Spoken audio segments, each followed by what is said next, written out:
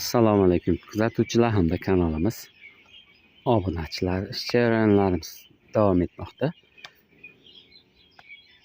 Mana bugun chiqaradigan videomiz Kaliforniya qizil yomg'ir chuvalchanglari yangi bioreaktorlarga tashlangandan keyin oradan 1,5-2 oy o'tgandan keyin bioreaktorlarimizni og'darib ichiga yangi oziqa bera boshlaymiz.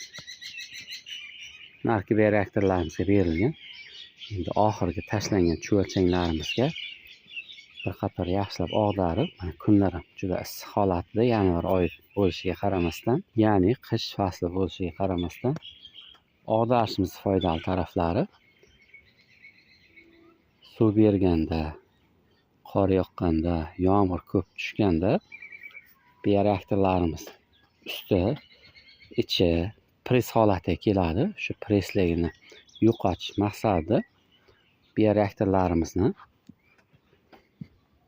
mana bunday shoxalar yordamida bir qator tagini ustini tagiga qilib og'darib chiqamiz. Shunda tagida yeyilmayotgan go'nglar ham tepasiga chiqadi, chuvalchanglarga yaxshi oziqa bo'lib hisoblanadi. Agarda bioreaktoringizni og'darmaydigan bo'lsangiz, yomg'irli kunlarda chuvalchanglar bioreaktordan chiqib ketish ehtimoli mavjud.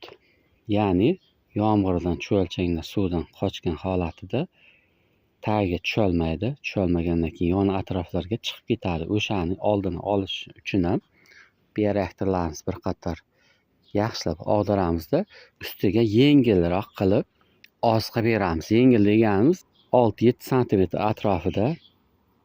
Chunki oziqa bermaydigan bo'lsak, chuvalchanglar sovuq kunlarda tagiga tuxum qo'yadi. Ya'ni tagida ishlab, tagiga tuxum qo'yadi. Og'darganda tagida tuxumlar ustiga chiqib qoladi.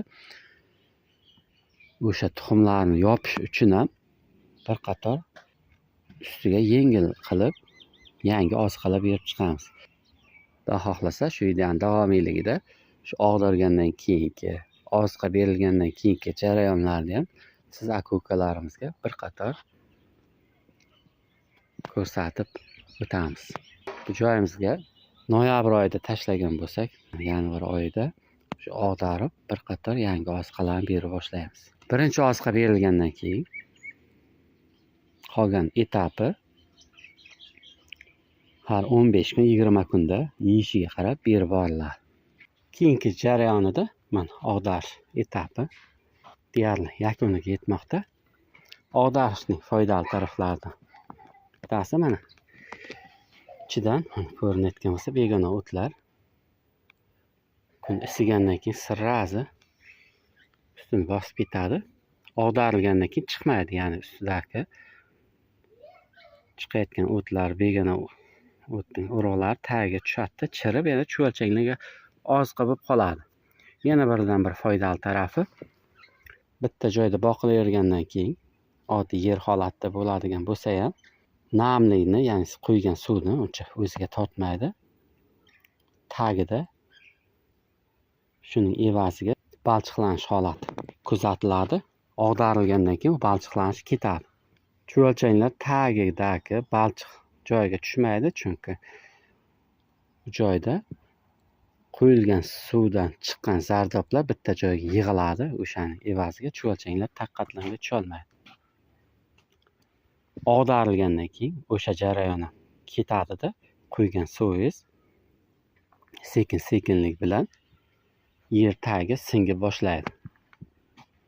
Bu og'darib turish har faslning boshlanishida, ya'ni bahor boshlanganda bir, yoz boshlanganda bir, kuz boshlanganda bir, qish oldi bir og'darib qo'ysangiz juda chuvalchanglarni ko'payishiga ham, harakatlanishiga ham juda foydali bo'ladi. Hamda siz chiqargan biogo'mishlardan dehqon aka-ukalarimizdan foydalanganda boyagidek begona o'tlarni urug'idan o'tlar ko'karib chiqmaydi-da, juda sifatli bo'lgan biogo'mishlarimiz chiqadi.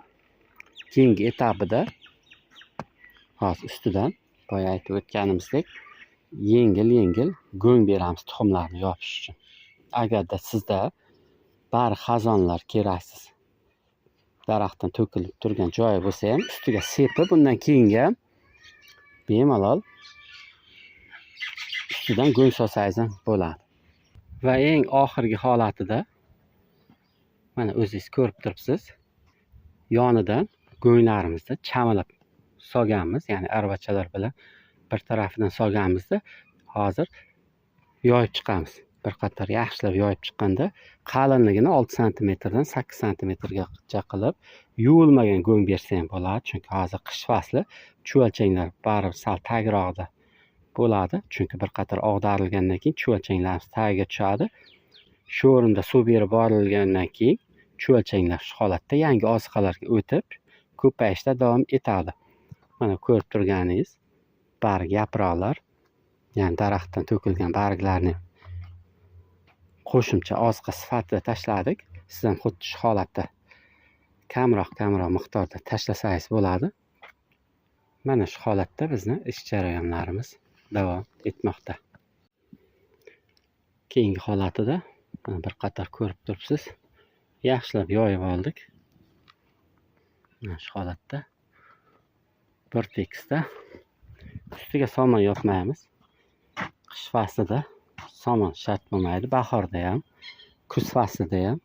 Somonni faqat yoz faslida issiqdan himoya qilish uchun, namligini ushlab turish uchun somon yopamiz.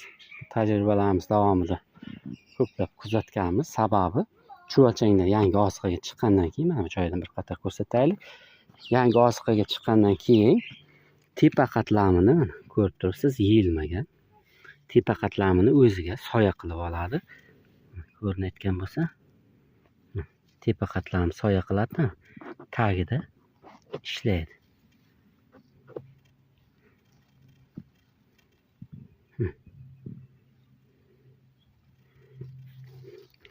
Mana shuni tepa qatlamini yemaydi, chunki namligi bo'lmaydi.